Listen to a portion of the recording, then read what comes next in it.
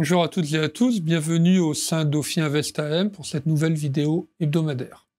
Alors on a un mois de janvier qui touche à sa fin, avec des marchés actions qui ont été contrastés, on va revenir sur ce point-là, et des marchés obligataires qui ont connu une tension quand même assez nette de part et d'autre de l'Atlantique. Et là aussi, on va commenter ce point-là. Alors, sur les actions, on a finalement une certaine dissymétrie entre des marchés américains qui continuent à très bien se comporter.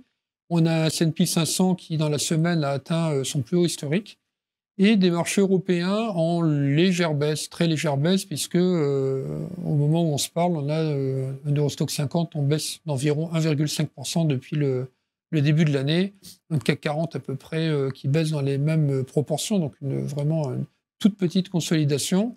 Et pour être honnête, de l'autre côté, c'est-à-dire aux États-Unis, la hausse a été en grande partie portée par très peu de titres, notamment Nvidia, hein, que vous connaissez tous maintenant depuis l'apogée, depuis qu'on parle de plus en plus de l'intelligence artificielle, parce que c'est une société très impliquée sur le développement de l'intelligence artificielle, qui a progressé de plus de 22% depuis le début de l'année, et quand vous connaissez son poids au sein de l'indice Nasdaq, mais aussi du S&P 500, ça explique une grande partie de la hausse donc des valeurs américaines.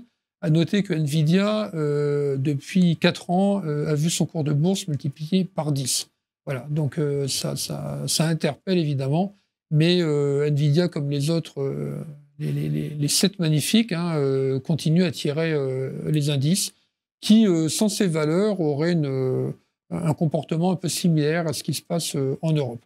Donc là, c'est pour les marchés actions. Alors les marchés obligataires, une légère tension, puisque vous voyez que le Bund allemand à 10 ans, qui était passé sous les 2% en fin d'année, s'est retendu et on traite à peu près à 2,3%. Idem aux États-Unis, où on était aussi passé sous le niveau de 4%. Et là, on revient à 4,10, 4,20. Alors, pourquoi cette tension? 3 raisons.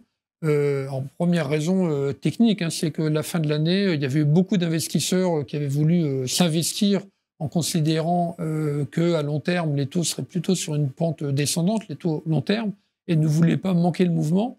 Donc il y a eu des flux massifs.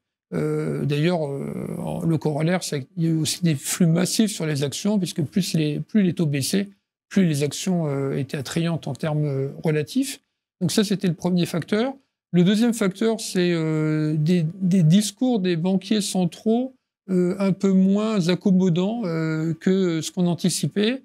Et d'ailleurs, maintenant, on considère d'ailleurs qu'il n'y aura plus forcément 6 ou 7 baisses des taux aux États-Unis et en Europe, comme les marchés l'anticipaient encore il y a à peine 2-3 semaines.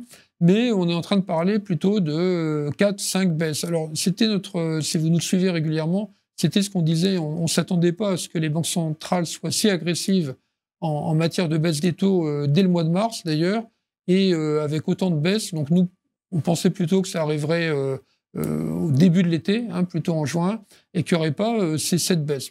Limite, on va dire que c'est un détail, puisqu'on aura bien effectivement une politique monétaire qui va s'inverser avec des baisses des taux, mais peut-être pas aussi vite et aussi puissamment qu'anticipé.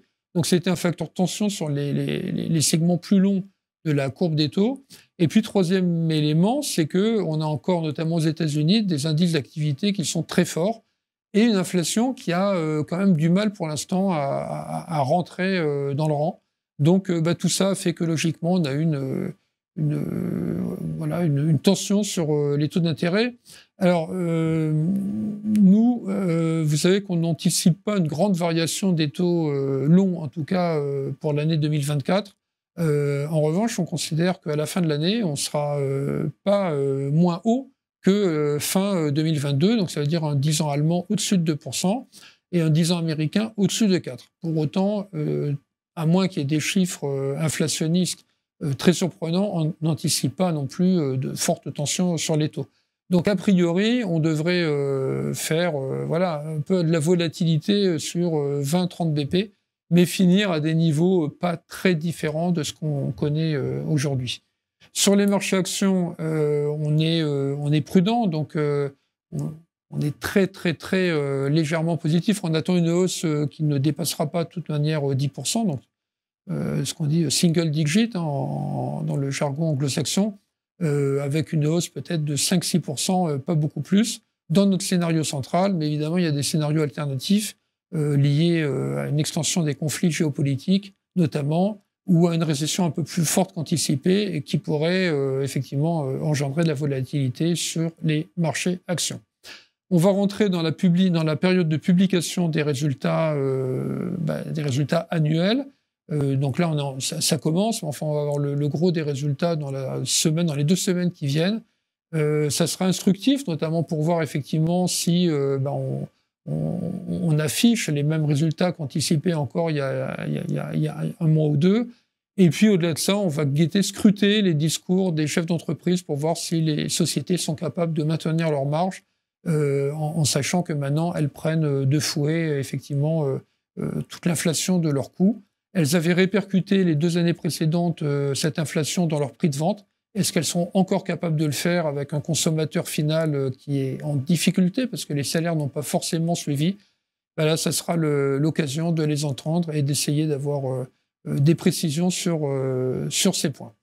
On aura l'occasion de reparler de tout ça la semaine prochaine. Donc, je souhaite à toutes et à tous une excellente journée et vous donne rendez-vous à la semaine prochaine.